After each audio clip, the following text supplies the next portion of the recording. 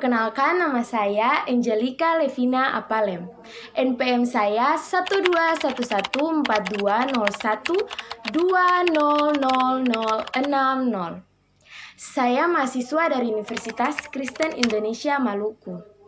Saya mengambil ilmu kesehatan program studi keperawatan di kelas A. Di saat ini saya akan menjelaskan tentang anatomi dan fisiologi tubuh manusia, sistem respirasi, dan sistem endokrin beserta dengan fungsi-fungsinya masing-masing. Jadi, langsung saja simak videonya. Oke, yang pertama yaitu sistem respirasi. Sistem respirasi atau sistem pernapasan adalah sistem biologis yang terdiri dari organ-organ dan struktur lain yang digunakan untuk pertukaran gas pada hewan dan tumbuhan. Selanjutnya saya akan menunjukkan gambar sistem respirasi beserta dengan fungsi-fungsinya. Oke teman-teman, di sini teman-teman bisa lihat saya sudah menyiapkan gambar dari sistem respirasi, di mana ada bagian-bagiannya, dan saya akan menjelaskan fungsi dari bagian-bagian tersebut. Yang pertama di sini ada rongga hidung. Rongga hidung. Udara dari luar akan masuk lewat rongga hidung yang berlapis selaput lendir. Fungsi dari selaput lendir ini menangkap benda asing yang masuk lewat saluran pernapasan. Yang kedua ada rongga mulut. Rongga mulut merupakan bagian dari saluran pencernaan terletak di mana makanan akan dikunyah dan air liur juga akan diproduksi oleh tempat tersebut untuk membantu mendorong agar bisa sampai di lambung. Selanjutnya ada laring. Laring atau pangkal tenggorokan terletak antara faring dan trakea. Laring tersusun atas 9 buah tulang rawan. Laring berfungsi menghasilkan suara sebagai tempat keluar masuk udara. Selanjutnya ada trakea. Trakea atau batang tenggorokan berupa pipa yang panjang terletak di leher dan sebagai rongga dada. Trakea berfungsi untuk menyuplai udara ke paru-paru. Selanjutnya ada tulang rusuk. Tulang rusuk atau iga adalah tulang panjang yang melengkung dan membentuk rongga rusuk. Berfungsi melindungi organ penting pada tubuh seperti paru-paru, jantung, hati, dan organ lainnya yang ada di sekitar dada. Selanjutnya ada bronkus. Bronkus terbagi atas 2 percabangan, yaitu bronkus kiri dan bronkus kanan. Letak bronkus kiri dan kanan agak berbeda. Bronkus berfungsi menyediakan jalan bagi udara yang masuk dan keluar paru-paru. Selanjutnya ada bronkiolus. Jadi letak bronkus dan bronkiolus ini tidak berbeda, tidak jauh maksudnya ya teman-teman. Bronkiolus merupakan cabang dari bronkus. Dindingnya lebih tipis dan salurannya lebih kecil.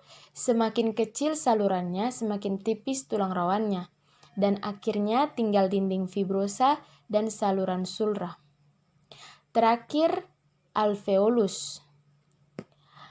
Alveolus adalah saluran terakhir dari alat pernapasan yang berupa gelembung-gelembung udara. Dindingnya tipis, lembab, dan berdekatan erat dengan kapiler darah. Sekian dari penjelasan sistem respirasi. Saya akan menunjukkan gambar dari sistem endokrin. Yang kedua yaitu sistem endokrin. Sistem endokrin terdiri dari kelenjar-kelenjar endokrin yang bekerja sama dengan sistem saraf dan mempunyai peranan penting dalam mengendalikan kegiatan organ-organ tubuh. Selanjutnya saya akan menunjukkan gambar dari sistem endokrin. Oke teman-teman, di sini saya sudah mempersiapkan gambar dari sistem endokrin beserta bagian-bagiannya dan saya akan menjelaskan fungsi dari bagian-bagian tersebut. Teman-teman bisa lihat di sini yang pertama ada hipotalamus. Hipotalamus adalah bagian dari otak yang mengeluarkan bahan kimiawi berupa hormon tubuh untuk membantu mengendalikan organ dan sel-sel tubuh. Fungsi utama dari hipotalamus adalah homostatis, yaitu memastikan dan mempertahankan semua sistem tubuh berjalan dengan stabil. Yang kedua yaitu pituitari. Kelenjar pituitari adalah organ kecil yang berada di bawah otak. Kelenjar ini berfungsi menghasilkan hormon yang membantu mengendalikan banyak proses dan fungsi pada tubuh kita. Selanjutnya ada pineal. Pineal adalah kelenjar di dalam otak. Kelenjar ini berfungsi menghasilkan hormon. Selanjutnya ada tiroid.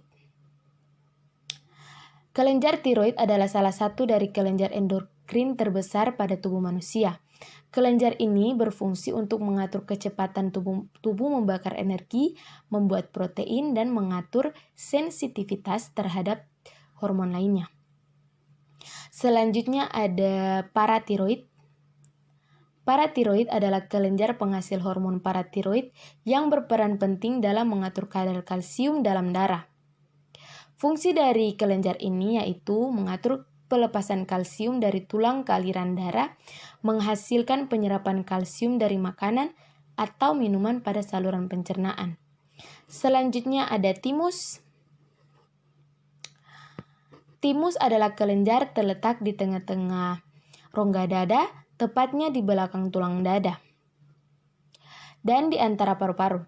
Salah satu tugas penting dari kelenjar timus ini bagi kesehatan adalah memproduksi sel darah putih yang disebut limfosit. Selanjutnya ada adrenal. Kelenjar adrenal merupakan kelenjar kecil yang berperan dalam memproduksi beberapa jenis hormon dalam tubuh. Fungsi kelenjar adrenal adalah korteks adrenal bertanggung jawab dalam memproduksi 3 jenis hormon. Selanjutnya ada kidney.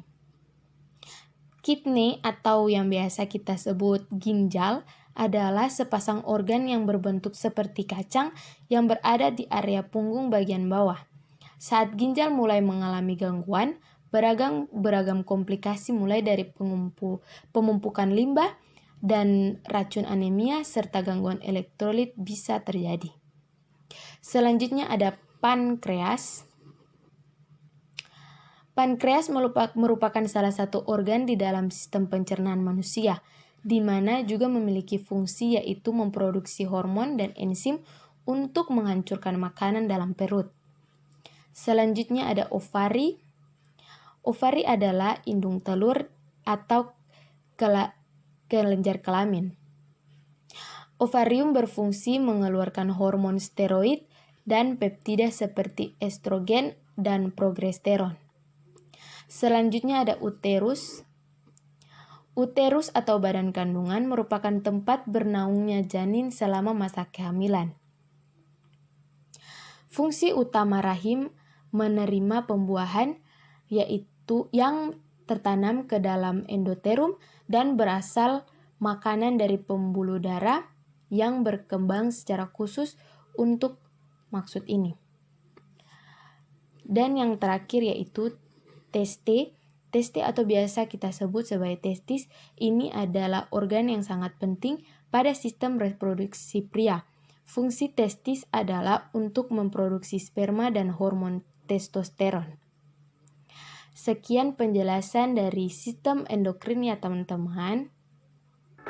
Oke teman-teman, sekian penjelasan saya tentang anatomi tubuh manusia, sistem respirasi dan sistem endokrin. Semoga bermanfaat. Terima kasih.